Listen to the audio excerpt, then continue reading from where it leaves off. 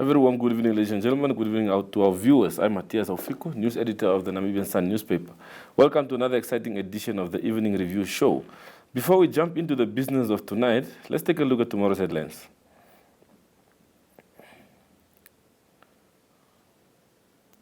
Well, first up, we have the Ministry of Education being blamed for the space shortages at schools, especially at the beginning of the year, where parents would scramble to secure places for their children.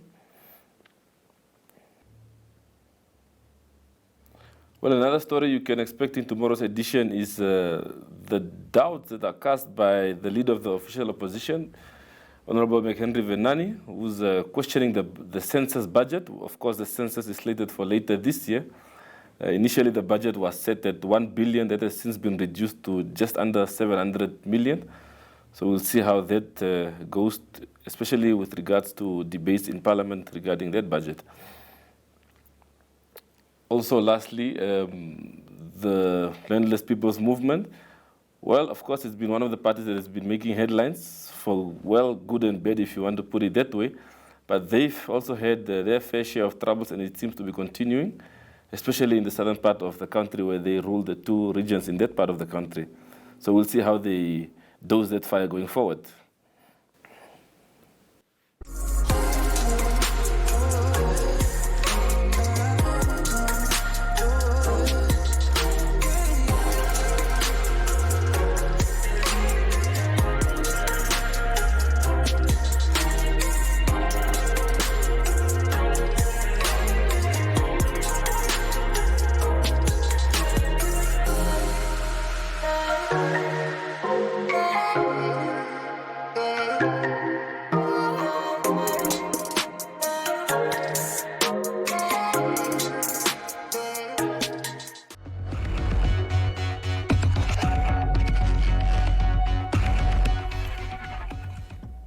Well, we promised you an exciting edition for tonight. We're joined in studio by Mr. Yarukeekuro Ndorokaze, Chief Strategic Communications from the Namibia Revenue Agency. Welcome, sir. No, thank you. Thank you for having me. It's good to have you here. Yes, yeah, it feels good. Of course, it's not the first time being here, so yeah, it feels like coming home. Yeah, NamRA, where do we start chewing this elephant? Since the start of the agency, how has things been? How has the reception been from the public? Well, I guess that's a good question because some of us are new at that place, just as the entity itself. The entity was launched on the 7th of April last year by the president. What it is established to do, it's really perform in the main those functions that were previously performed by the Department of Inland Revenue and the Directorate of Customs and Excise. Those functions put together is what really NamRA does. And in its establishing act, it outlines what the function should be. Amongst others, the collection and assessment of state revenue and taxes, the enforcement of laws related to that, as well as coordinating the functions around customs and excise. So it's a massive task that is assigned to this entity.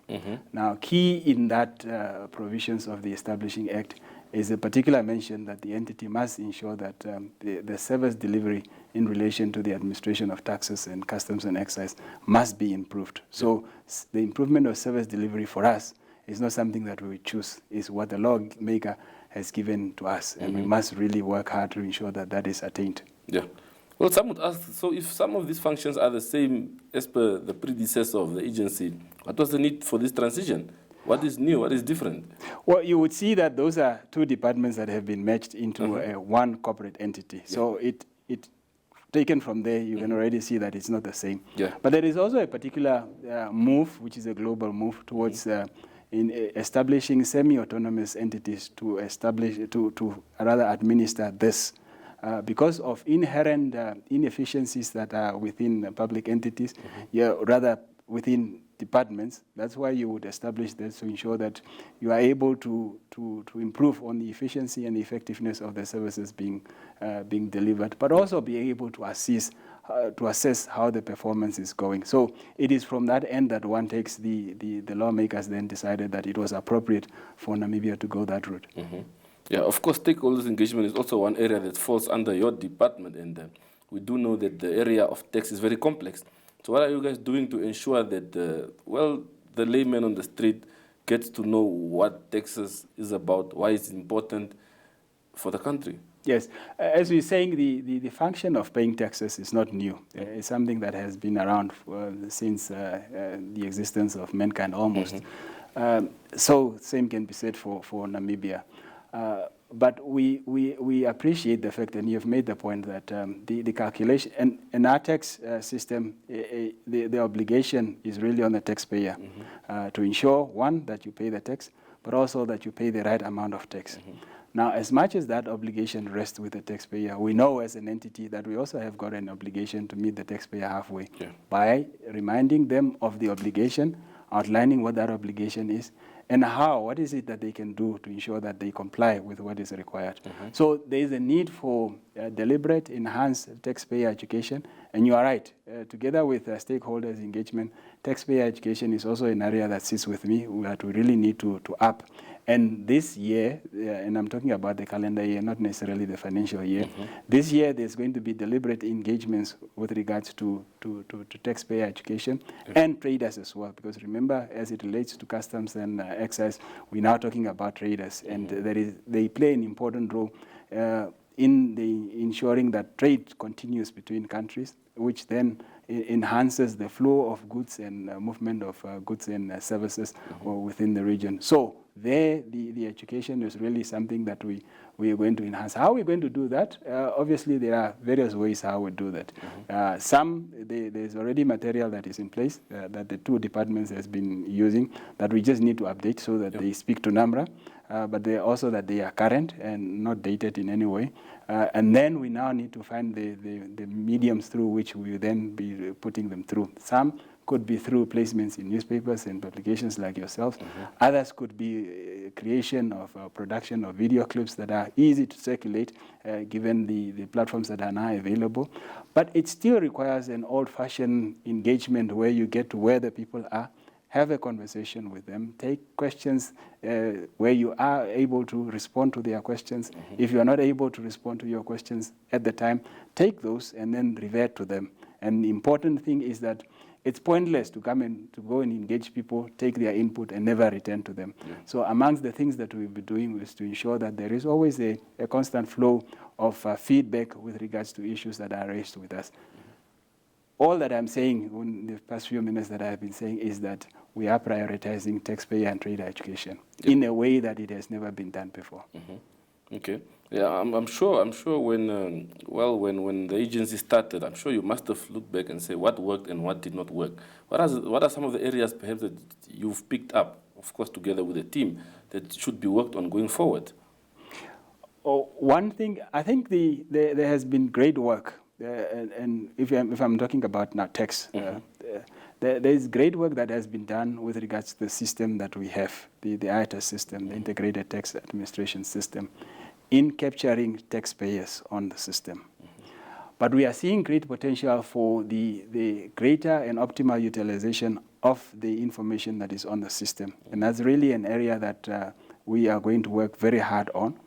But we're also getting input from those that transact, navigate on our system as to what their experiences are. And these are things that we're taking seriously. Some are saying it might not be the most user-friendly system that is around, and therefore we would need to see what are the issues that they're struggling with, so that maybe there are certain steps that could be made simpler, and we could attend to those, or certain fields that are probably not required, or others that might be required, so that the experience of those that goes onto our online system is a pleasant one, and one that they look forward to each time that they go in there. But I think it's a valuable asset that one can take. It just needs to be worked on and consistently monitored so that the information that one retrieves from there is information that is current and that one is able to process further. So that's one. The fact that we are across the country, almost at every entry point you will find customs official. That's obviously a plus for us, because that means that our presence is where it should be, because we should be at every entry point. But with that also then comes other challenges, issues around connectivity, which is not necessarily a NamRA problem. It's a nationwide country problem, but it's one because our operations are all over and we need to remain constant and one-page aligned as far as all the operations are concerned. We obviously need to find ways to ensure that that happens to all our operations across the country. So there are benefits to that, but there are also challenges and things that we need to improve. Yeah. Well, in terms of the tax relief program, I'm not sure how premature it is, but surely it was an opportunity or perhaps a barometer to measure and see what still needs to be done. What has been picked up so far? Well, it's partly premature because I'll not be able to speak to you about for instance, the number of people that benefited from the program, or the revenue that was generated, or the penalties that were waived, or the interest that was written off. That I cannot speak to you at the moment because there is a process now that the program has closed of consolidating this so that we can speak to a proper report around the figures. But yes, you are right. And especially towards the tail end of it. Remember, it's a program that has run now for a whole year, up to the end of last month.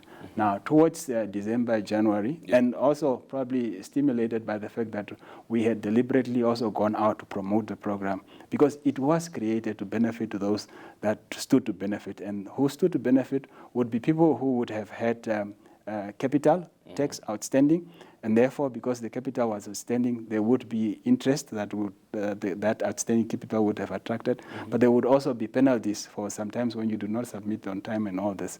So we knew that there are people who might really want to come clean on this, but because of the interest and the penalties that are there, they would think the amount is really too large to settle. Yeah. But if you give them this option where 75% of the interest was going to be written off and 100% of the, rather 75% of the arrears and the interest, and as well as 100% of the penalties was going to be written off, that would be an opportunity. And many people actually seized that opportunity. We saw that towards the middle to the end of January, to the extent that our operations were also challenged. Like, for instance, the last weekend, we saw how the people were piling up at our offices. And one commitment that we made was to say, if somebody has come to our office, we are not going to close shop and tell them they must come the next day. We are going to assist them until we're done with everybody who was in the queue. That then meant that we needed to extend our operations to Saturdays. It also meant that on some days we needed to stay there longer than the 5 o'clock that operations are normally open. Yeah. So yes, our processes, our service delivery levels were obviously tested, and I think it's a good preparation for what is yet to come. Now, going forward, obviously with the online system, what you're encouraging is that people should be able to find these services at their own convenience, and not really that they should be coming to our offices. But we know that it's early day with regards to the implementation of the program and the uptake thereof. So people, where they struggle, they would come through, and we will be glad to assist them. Yeah, of course, there has been some, informal and formal calls also to extend the program. Has it reached the office? Yes, there has been a calls to that effect. And remember, this is a tax policy matter, where you decide what is the policy applicable at this point, and that is outside our jurisdiction as NamRA. Where we come in is the space where tax administration is concerned. So yes, the call has come through, and it will go to the relevant people dealing with tax policies, being under the ministry, the office of the minister, who will then see whether there's merit for the extension or rather a new program. I don't see extension of this program because this one has closed. I think that chapter is almost done as far as this particular one and the conditions that were attached to that. Whether there is a need for another one, that's now something that the minister and those that are within his chain and the consultation would look at and then make the announcement as and when that is ready. Yeah. You mentioned the issue of human resources being challenged, especially towards the end of the program. Would you say moving forward, perhaps, in terms of staff, the capacity of the staff and so on, is the agency adequately staffed, or is it just because of this specific program? Yes, no. Whether we are adequately staffed, I think it has two sides to it. Is whether you have the right amount, and the other one would be the quality of what you have. Yeah. The amount, not yet, because what has happened is that with NamRA starting operational or becoming operational, the staff that were with the Department of Inland Revenue and the Directorate of Customs and Excise were then seconded to NamRA. So they are operating under the banner of NamRA as seconded staff still of the ministry. Yeah. What NamRA now needs to do is to undertake a recruitment process, which has already started, and ensure that that is then completed. And the completion of that would see a great number of those that have been seconded being absorbed into NamRA structure. Our target as NamRA is to say that by the end of September this year, this calendar year, that process should have been concluded. It's not an easy one because we're talking about departments where each has in excess of about 600 employees, giving you a sum of around 1,002 to 1,003 that you need to absorb. So it's a mammoth task, but it's one that we are committed to undertake. Yeah. Now, to the second point as to whether now the quality of these individuals, I would say yes, because remember these are career officials who have really been doing these functions. And for instance, if you take customs and excise, those are specialized fields that have their own elements, own requirements, own areas of focus. And these, when you look at the colleagues that have now been seconded, which we are hoping that we would be absorbing, the number of years of experience that they have spent and the exposure that they have got. Some have even served at platforms such as your World Customs Organization, and some have even been seconded at times to the World Trade, WTO, World Trade Organization. That tells you how the exposure is. So yes, in terms of quality, I don't think there should be doubt, any doubt. So when the transfer or the recruitment process is completed, one would then be able to say, yes, we've got the numbers. Hopefully by then we would have the number, because even as it is, where as the departments were functioning, there were also vacancies there that were not filled. There were certain areas, certain border posts and offices that were not well staffed, and those are things that we also, as part of this process, needs to be attended to. Okay. So yes, there's optimism, there's confidence there. Okay, we just go for a short ad break, and we'll be back to continue this conversation.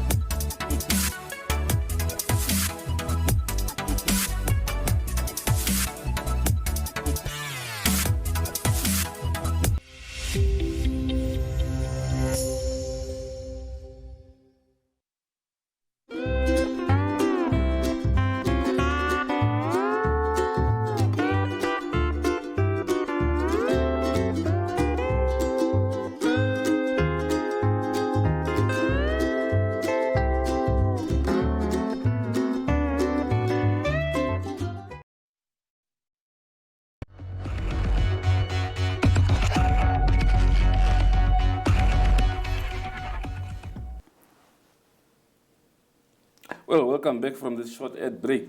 Mr. Ndorokaze, well, since the advent of NamRA, one of the key relationship challenges, and I'd like to believe, is the issue of the clearing agents.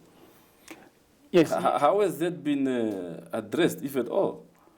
Well, I'll agree with you with the fact that it's a very important relationship. Whether it's a challenge or not, I would not comment much on it. But yes, it is a very important relationship. Why is it important? You would see that NamRA does not get to deal with the traders. Our window to the traders are the clearing agents. Yes. So they are very important in the trade facilitation formula or food chain, if you like. And therefore, the relationship that we as NamRA have with them is very important. And it has been identified as such. One, because we have set aside meetings that we're going to have with them, regular consultation with them, so that we get to appreciate what are the things that are frustrating them as far as our processes are concerned. And then we also get to tell them that in terms of what you submit to us, we think it could be hastened if you had provided this and that. But I'm not just talking about things that are yet to start. Those have already started. If you might recall, during the month of November, we were in the Zambezi region where we also met clearing agents, and they spoke to us about the things that they really want us to attend to, and those are being attended to. You might have seen that we have sent out a public notice calling on traders to, in the event that they have got goods that either they are expecting to come in or they are sending out, to complete forms in advance to ensure that there is pre-clearance. Yeah. And when the goods arrive at the port, this would have been facilitated, the documentation and whatnot has been facilitated.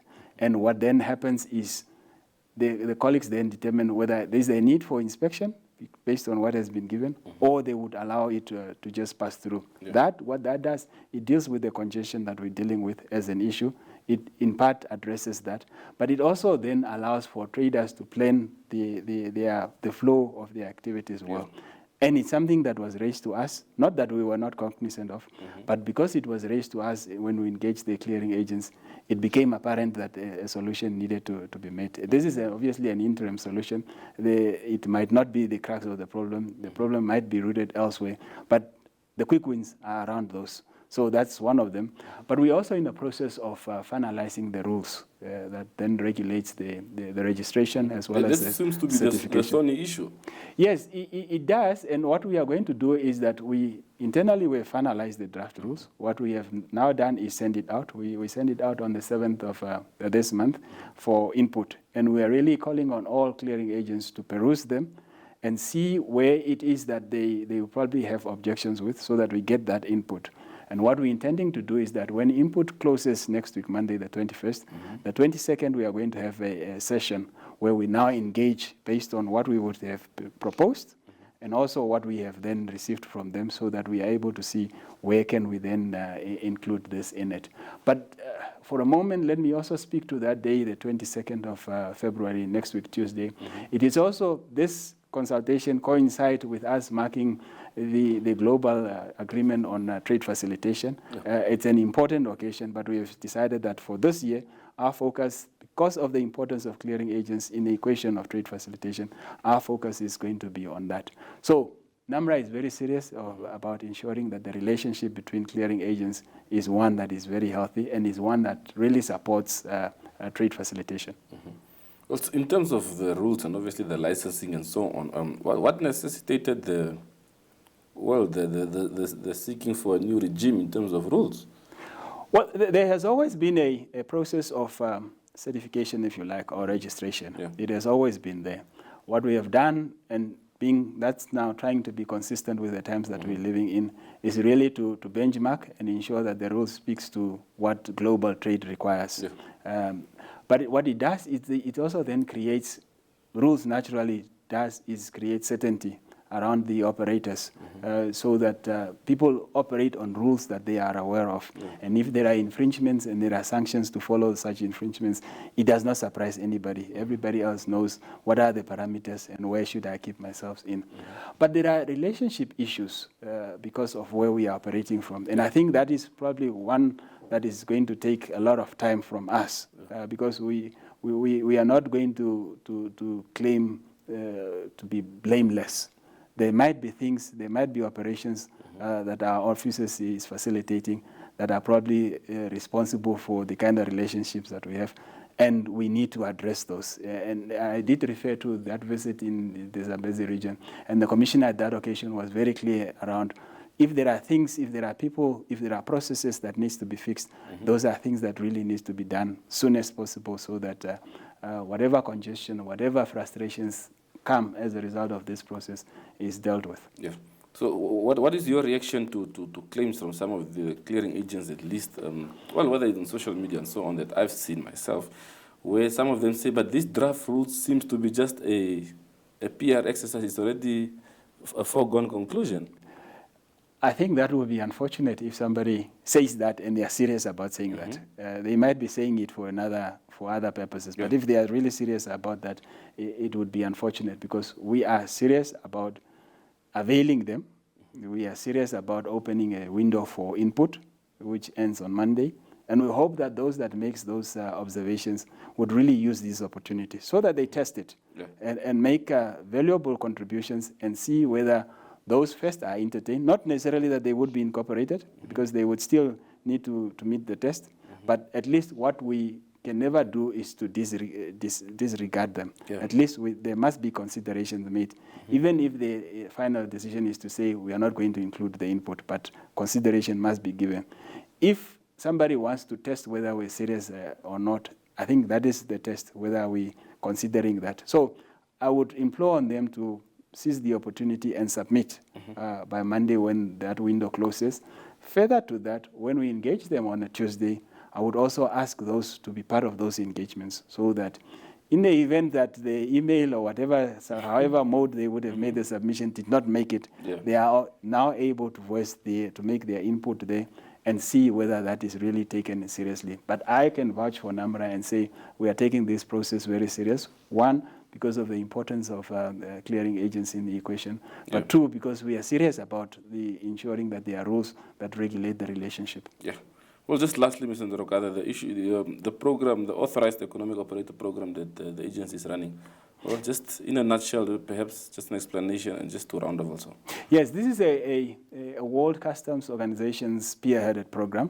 What it does is that after a process, one is subjected to a process, the trader then is certified as having met the standards. And the standards really look around things like security and ensure that whatever you have stated as being your position, financial positions, trading activities and the like, is really it. Now, once that is confirmed and you are certified, what it then does is that you would not be subjected to the ordinary process. There are steps within the process that you would be able to enjoy benefits from, such as having dedicated people that attend to you. When your things need to be processed, the timelines there, then another regime kicks in, which then means shorter timelines and a more effective process of processing your goods. So our encouragement is really to traders to make use of this, because there are people who are constantly trading, who are constantly importing or exporting things, but they go through that process. And we're saying here is a process that once you're subjected to whatever you need to be subjected to, it would cut some of the effort that you currently employ in the trade that you are undertaking. So our call is really for traders to really see this as an opportunity. We are open.